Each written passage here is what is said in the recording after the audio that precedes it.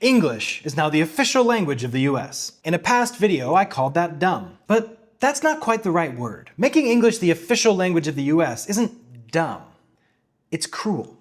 And it's short-sighted. For the first 249 years of its existence, the US never had an official language. There are two main reasons for that. The original reason was that the US was a country of immigrants. Many of those immigrants came from England, but many also came from other places. Dutch was common in New York. German was widely spoken in Pennsylvania. Further south, not initially part of the US, but soon to become, French was spoken around Louisiana and Spanish around Florida in the Southwest. And hundreds of other languages were spoken by the original inhabitants of these lands we also call home. So while English became the most widely spoken language, it was by no means the only language. And the founding fathers appreciated that fact. Many of them spoke French in addition to English. Some spoke other languages too, like German. Martin Van Buren, the US's 8th president, grew up speaking Dutch in New York. English was his second language, which brings us to the second reason.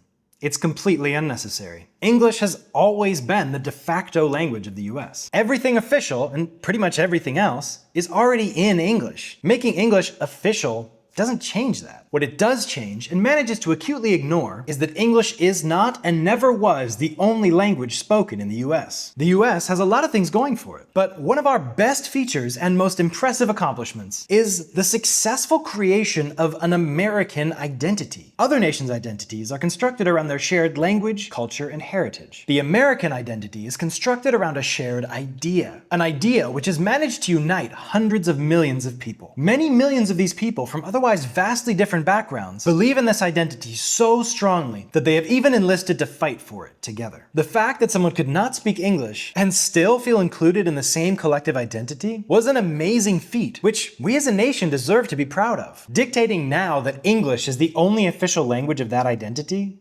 weakens that identity, as it attempts to wedge out the more than 68 million of our neighbors, more than 1 in 5 of us, who have subscribed to that identity despite not speaking English at home. The problem isn't that English is now the language of everything official in the US.